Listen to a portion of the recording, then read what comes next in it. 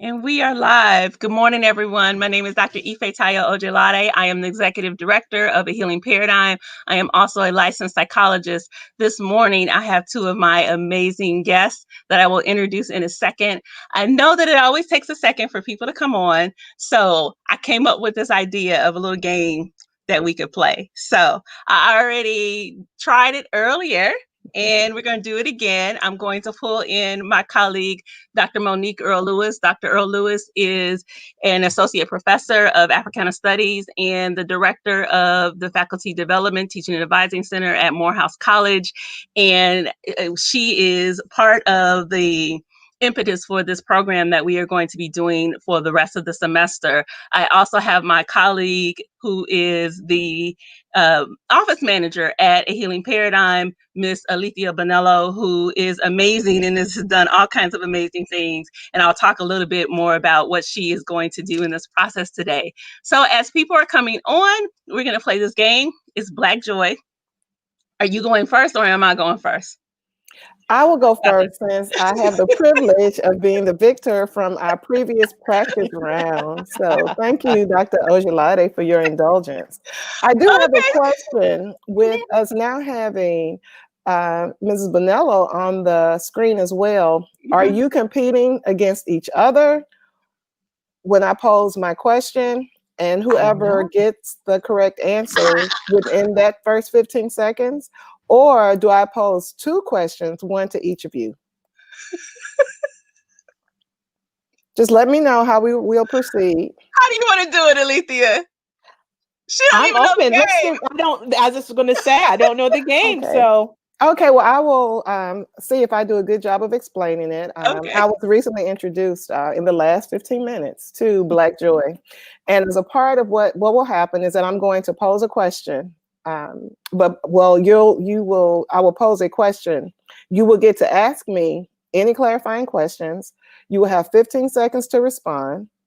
So you can do it in competition or you can do it individually. And I can pose two single questions to see who completes the round successfully. We can do it in competition to spice it up. Okay. Well, very good. So I will. Wait, you missed one important rule when you're talking. What? You cannot use any verbal fillers, which means you cannot say, yes, the added layer. So it means you have to take breath. That I do a lot.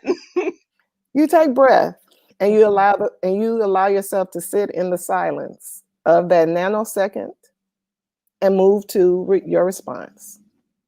Okay? Are we ready to begin? So I'm going to pose the question. If you have any clarifying questions, and then I will say go, which means I will have initiated the 15-second timer. You ready? Wait, I have a question. Yes. Go ahead. So are we doing it? Are we doing it at the same time? You're doing it at the same time. So the first individual to get to 8 acceptable points relevant to the question will win. Are we ready? So do we blurt out the answer or do we raise our hand and then you call them out and you count to 8. So you name them 1, 2, 3, 4. Oh, there are 8 of an answer? Okay, so let's try it. Let's just go ahead and try it. Let's try it. Let's try it. Let's see what happens.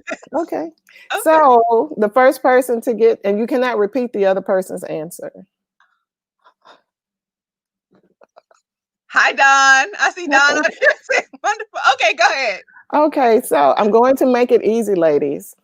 So the question is, when you think about your sister friends, and I will reduce it down from 8 to 6. No, this guy sounds like you're going to have some AKA stuff in it. No.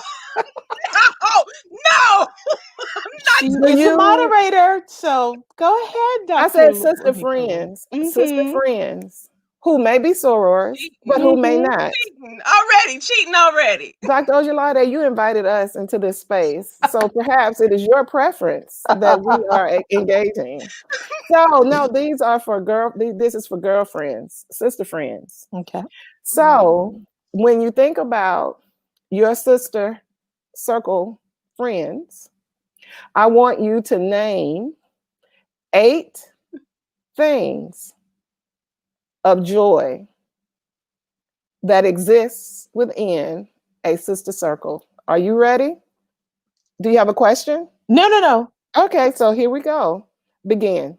Hugs. Sisterhood, communication, love, spiritual Shopping. engagement, food, Deep discussion. connection, helping, Love. support.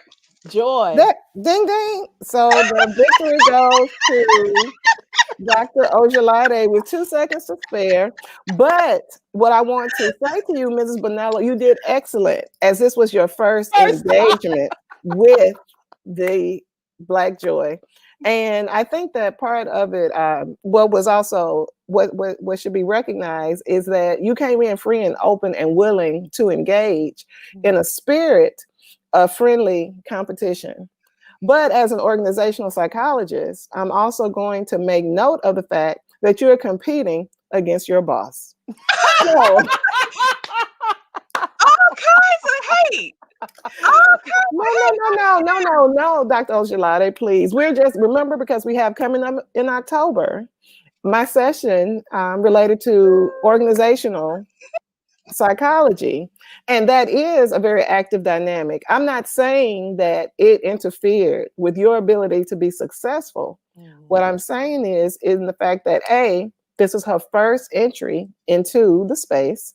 She was learning the rules, and you are her boss. We cannot not note that those things may have some significance that can actually contribute to the topic we are experiencing today. And I can't do that. My parents did not pass along that gene, so I'm unable to move my upper body in that way. But I send it back to you in love. So thank you so much for having me be a part of this session. I really love our collaborations, the ways in which we work together to bring healing to the diversity of our communities.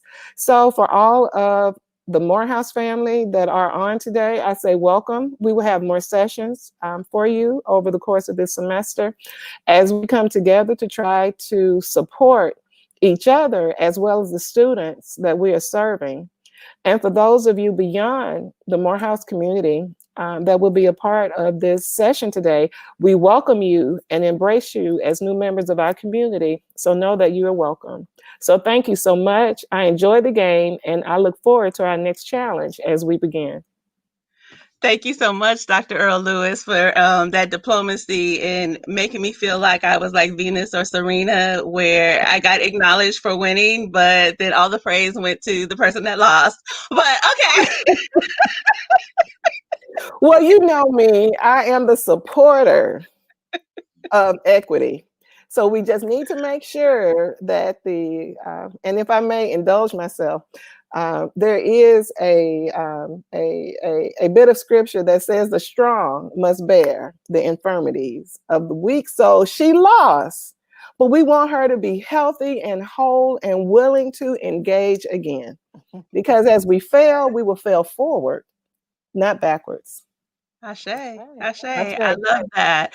So again, I want to thank Dr. Monique Earl-Lewis for the support that she has provided us. I have enjoyed over the past, how many years? It's been almost 10 years that we've been in collaboration with I know the center's name has changed, but Faculty Development, Teaching and Advising Center, and supporting the work that you're doing there. And I thank you for supporting the work that we are doing. This continuing education workshop that we are doing today is a collaboration that we are doing with Dr. Earl-Lewis in being able to help forward her vision of providing support specifically to the faculty and staff at Morehouse College as they face being able to do the education of Black men in this time where we're dealing with multiple pandemics in terms of COVID-19, which is disproportionately,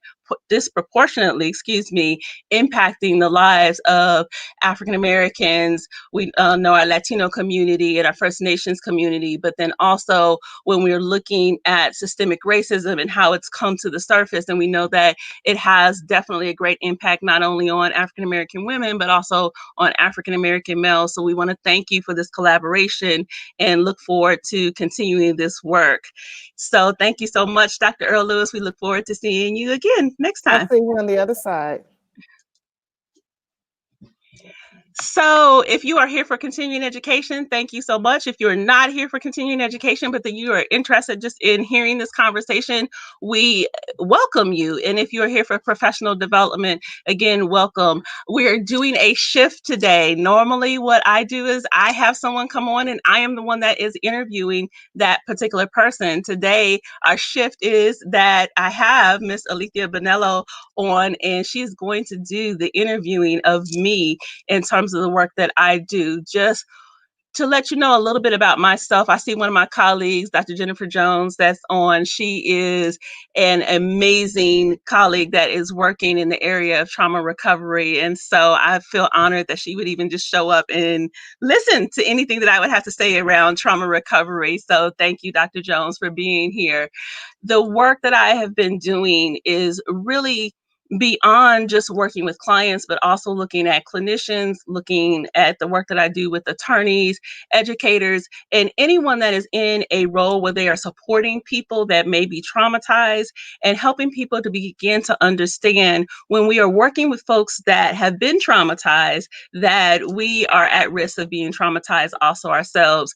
And so this particular workshop today is really looking at those that are in social justice, advocacy, activist roles, educator roles, or even in healthcare roles, and how we take care of ourselves when we are working in situations where we are exposed to people that have experienced trauma or we are being traumatized ourselves. And in order to be able to help me with this conversation, Miss Alethea Bonello, who is currently the office manager at A Healing Paradigm, but we always tease her because she's had so many broad experiences. When we talk about anything, she's can always say, oh yeah, I met such and such, or I've done this thing or that thing. She has been an activist.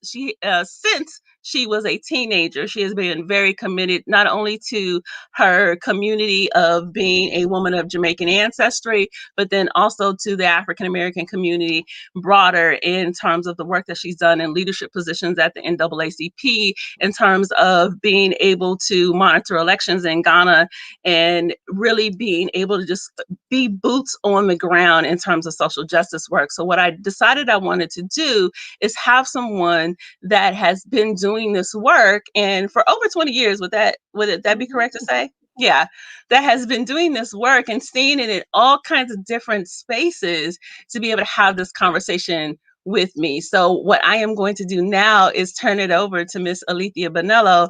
And again, she's going to lead the conversation as we move through this conversation about being able to take care of yourself when you're being traumatized.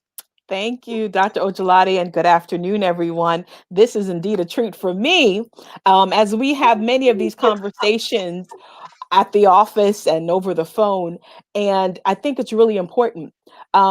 We were talking about prior to this live stream about activist fatigue and educator fatigue, but really it's just fatigue all around in the areas and the spaces that we work in. We want to be successful and we want to have some type of achievement, but we also need to talk about that balance. So before we even begin the discussion, Dr. Ojelade, I think it's important. Can you define what activism fatigue is? Sure. And honestly, so we're saying activism fatigue, but you can say activism fatigue, secondary trauma, clergy fatigue, burnout. And no matter what role that you're in, and put fatigue at the end, and it would be the same thing. And so oftentimes what it is, it's basically when people are completely just burned out from the work that they're doing.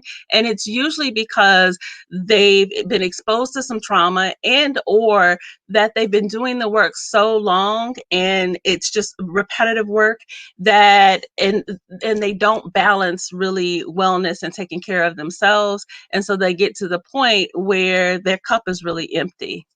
And so what you're saying is what they bring to the organization or the space, they're already wounded in terms of trying to be a healer, to be a savior, to help in any way, shape, or form, but it stems from some childhood or early developmental um, things that they've experienced. And so how does a person recognize that? How do they find that balance, that between self-care and being able to meet the mission of the organization? Right. Well, and let me make a point of clarity there. It's not always that people have childhood trauma. It can be that folks have had some childhood trauma and then they go and do work. Like